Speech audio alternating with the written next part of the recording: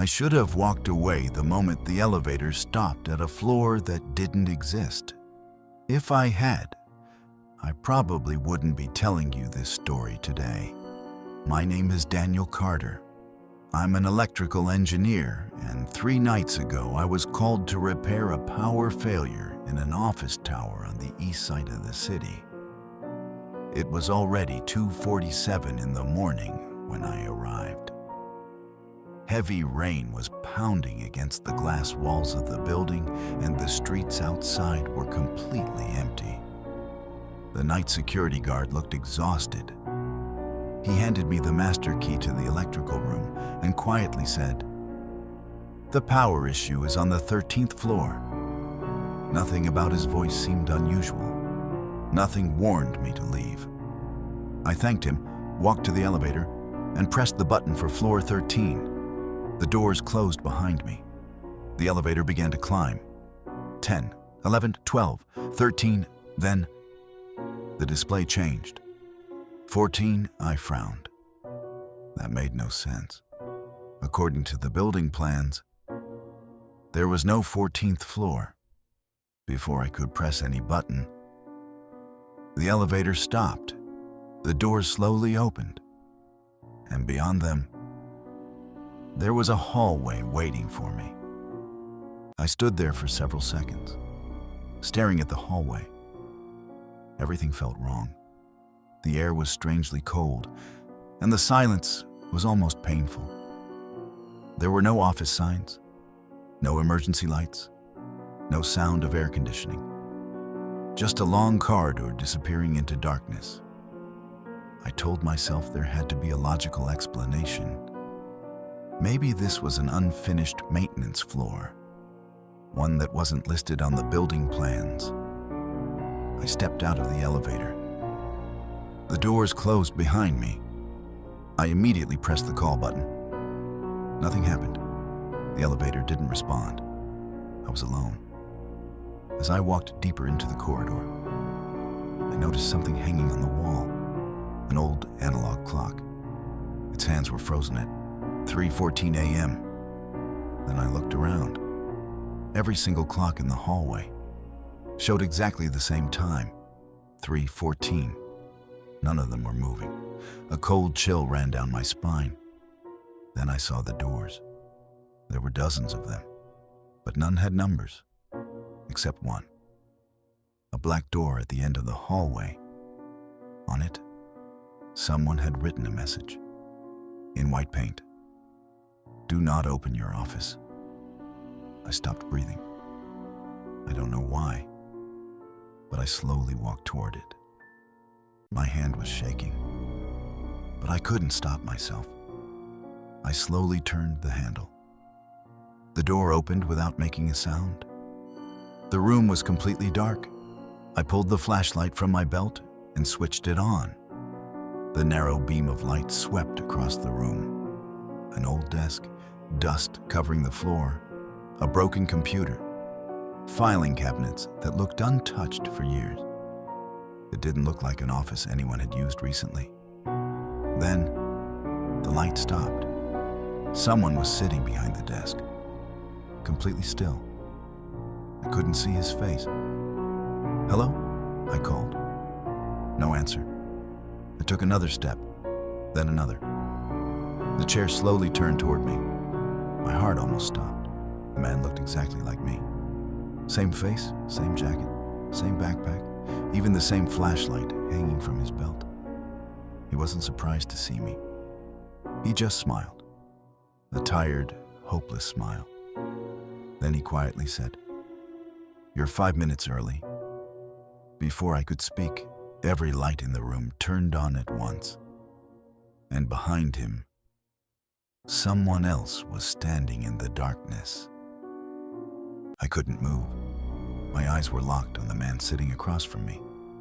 Or rather, the other version of me. He never blinked. He simply kept smiling.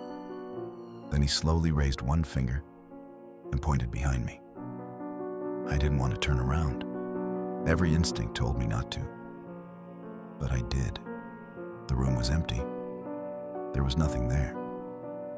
When I looked back, the other Daniel was standing. The chair behind him was slowly spinning on its own. He took one step toward me, then another. "You shouldn't have come here," he whispered. Suddenly, every clock inside the office began ticking at the same time. Tick, tick, tick. I looked at the wall. Every clock that had been frozen at 3:14 was moving again. But they weren't counting forward. They were counting down. 3:13, 3:12, 3:11. The other Daniel looked directly into my eyes. "When it reaches 0, you'll take my place." At that exact moment, I heard the elevator bell echo through the hallway. Ding! The elevator had arrived, but I never pressed the button. The other man slowly raised his hand. He wasn't trying to stop me. He was trying to warn me. Then, he placed one finger over his lips. "Stay quiet." I couldn't move. Behind him, the dark figure was still standing there, watching both of us without making a sound. Then the other man slowly pointed toward the office door behind me. I turned around. My flashlight was shaking in my hand. The door was still closed. For a second, nothing happened. Then, without anyone touching it, the old wooden door slowly opened by itself. Beyond it, the hallway was completely empty. I didn't wait. I ran. I sprinted through the hallway as fast as I could. I didn't look back. I didn't care what was behind me. I just wanted to get out of that building. The cold rain hit my face the moment I stepped outside. I stopped across the street, turned around, and looked back at the building. Every window was dark. Everything was silent. But somehow, I couldn't shake the feeling that someone was still watching me from inside. I never told anyone what happened that night. Who would believe me? For weeks, I couldn't sleep. Every time I closed my eyes, I saw that office, the other man, and the shadow behind him. Then, one morning, I decided to go back. Not because I wanted answers, but because I needed them. The building looked exactly the same. Old, silent, empty. The security guard was sitting at the front desk. I asked him one simple question. "What's on the 14th floor?" He looked confused. Then he frowned. "There is no 14th floor." I thought he was joking. "I was there," I said. "I saw it." The guard slowly stood up.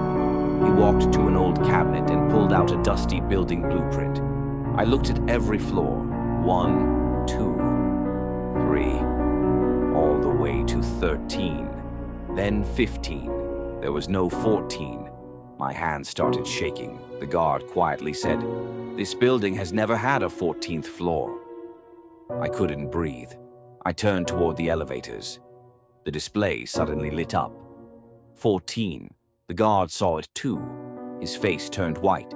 The elevator doors slowly opened. Inside, it was completely dark. Then, a voice whispered from the darkness, "You're back." It was my own voice. The doors slowly closed again. The number disappeared. I ran. I never returned to that building, but sometimes, at exactly 3:14 in the morning, my phone vibrates. A security camera notification. There is no camera number, no location. Just one live image, the 14th floor, and someone who looks exactly like me, still waiting for me.